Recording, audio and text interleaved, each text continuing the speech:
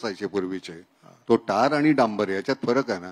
माणसं डांबरट आली ना त्यामुळे गोंधळ झाला. नाही आता म्हणलं हे व्हाईट टॉपिंगचं जे आहे ना यांनी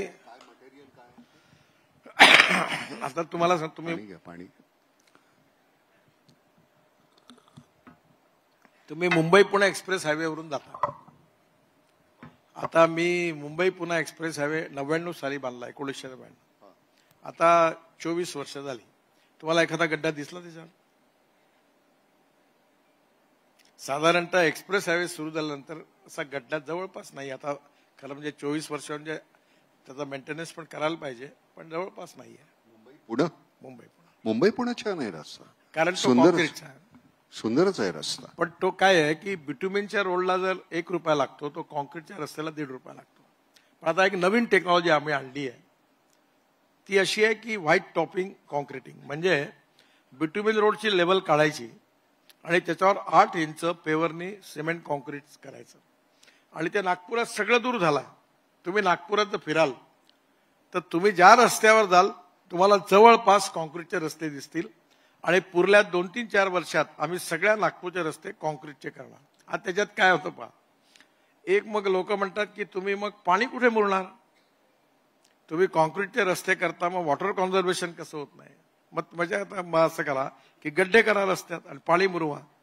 एक मला खूप मोठे अधिकारी भेटले. ते मला म्हणाले गडकरी साहेब तुमच्याबद्दल लोक म्हणतात तुम्ही रस्ते चांगले केले पण मी तुमच्या विरोधात आहे. मी म्हणलं काय झालं. अहो तुम्ही चांगले रस्ते केले म्हणून स्पीड मिळाली गाड्यांना.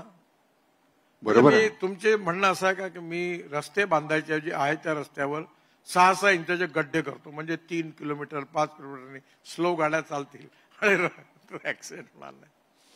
मुळामध्ये रस्तेही चांगले झाले पाहिजे स्पीडही वाढली पाहिजे नियमाचं पालनही झालं पाहिजे आणि ऍक्सिडेंटही होता कामा नये असा मार्ग काढला. आमच्याकडे आम्ही आता गाड्या घेत असताना म्हणजे कुठल्या त्या मोठमोठ्या ज्या गाड्या असतील की ज्याचं स्पीड तुम्हाला अगदी 150-200 पर्यंत तुम्ही जाऊ शकता. मुळामध्ये ज्यावेळी आपल्याला वेगाची मर्यादा आहे 100 आहे. आता 100च आहे ना. 120 होती पूर्वी हायवेला आता 100 आहे. तर 100ची असेल तर मी त्यांना त्या दिवशी म्हटलं की नाही बाबा ही गाडी घे ना तू. तर म्हटलं कशाला वॅगनर घेतली तरी चालेल ना कारण आपल्याला 100च्या वर जायचंच नाहीये. फक्त एकच आहे की त्या मोठ्या गाड्यांमध्ये तुमचे सुरक्षेचे जास्त हे आहेत गॅजेट्स आहेत बाकी काही नाहीये. त्यामुळे गाड्यांमध्ये प्रॉब्लेम आहे. मी मध्ये नाशिकला गेलो. हा तुम्ही नेहमी नाशिकला जाता तिथे एक पूल आहे. आपण कल्याणच्या तिथला अलीकडचा नाशिक शहरातून जाणार मीच बांधलेला आहे. हा त्या दिवशी त्या पुलावरून मी जाताना मला सांगितलं गाडीत की इथे सारख्या गाड्या चालन होतात. तर कारण काय तर त्याच्यावर 60 किलोमीटरची स्पीड निश्चित केली आहे.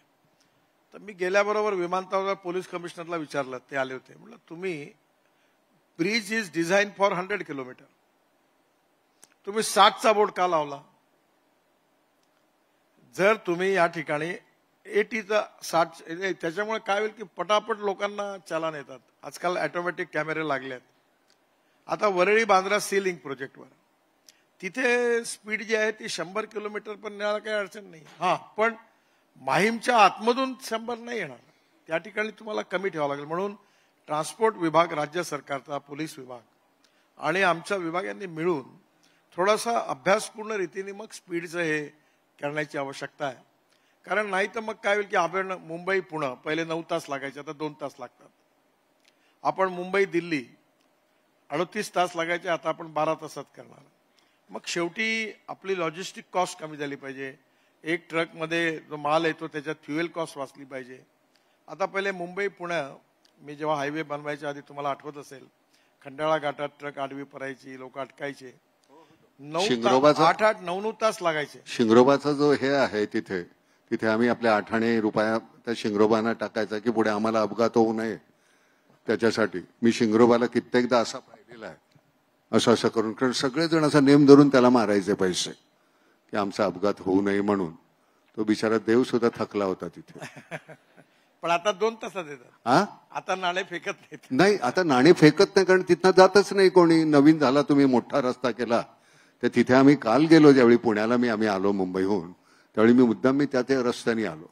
पण अजून तिथे त्या वळणावर गेल्यानंतर सगळं ते असं होतं. नाटकाच्या वेळी काय व्हायचं एका गावाला नाटक केल्यानंतर आम्ही दुसऱ्या गावात जायचो, रात्री निघायचं आणि मग दुसऱ्या गावाला गेलं की तिथे राहायचं.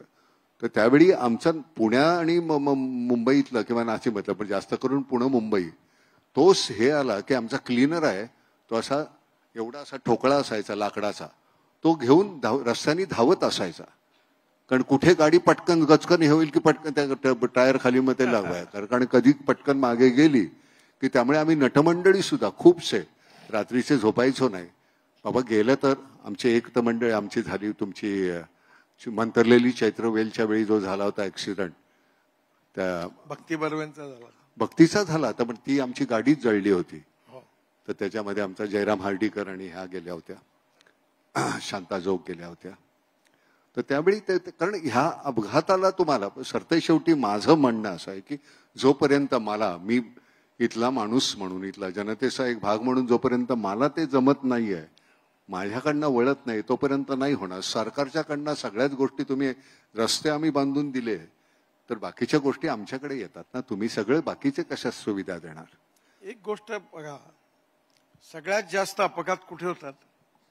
रेड सिग्नल असताना स्कूटर घेऊन निघून जातात, रस्त्याच्या मध्ये खऱ्या अर्थाने जाता येत नाही पण चढतात त्याच्यावर, उडी मारतात.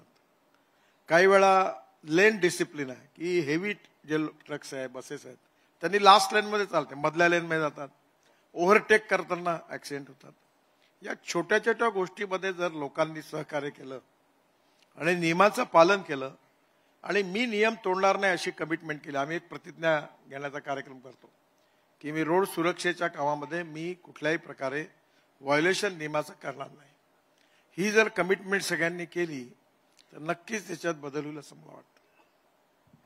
मी मगाशी म्हटल्याप्रमाणे तो विनोदाचा भाग नाही आहे की तुम्ही ती जर शिक्षा जी आहे तुमची ती पैशापुरती मर्यादित न राहता मला 2 दिवसाची किंवा जेलमध्ये गेल्याची शिक्षा, हे कुठेतरी डोक्यामध्ये, मी जेलमध्ये गेलो याचा एक अतिशय मानसिक त्रास असतो. म्हणजे ही एक वेगळ्या प्रकारची गुंडगिरीच आहे की नाही. मी जर का हे व्हायोलेशन करत असेल, मी कशाही प्रकारे गाडी चालवत असेल तर तो कोणाच्याही मृत्यूला तुम्ही जबाबदार. एक गोष्ट लक्षात ठेवा, बोला. मी साधारणतः प्रिन्सिपलनी चालणारा पॉलिटिशियन आहे, म्हणजे राजकारणात.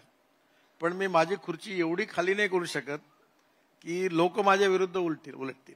कारण तुमच्या आता विरोधी नाही आहेत का? खूप विरोधी आहेत, तरी सुद्धा तुम्ही तुमचं सातत्यानं काम करताय की नाही? पण ज्यावेळी पूर्ण होत आहे त्यावेळी तुमच्या बाजूने. यावेळी काय की मी जेव्हा हे नियम कडक केले तरी तुम्ही म्हणता त्याच्यात हे जेलमध्ये टाकण्याचा प्रावधान नाही टाकला, फाईन्स केवळ वाढवले.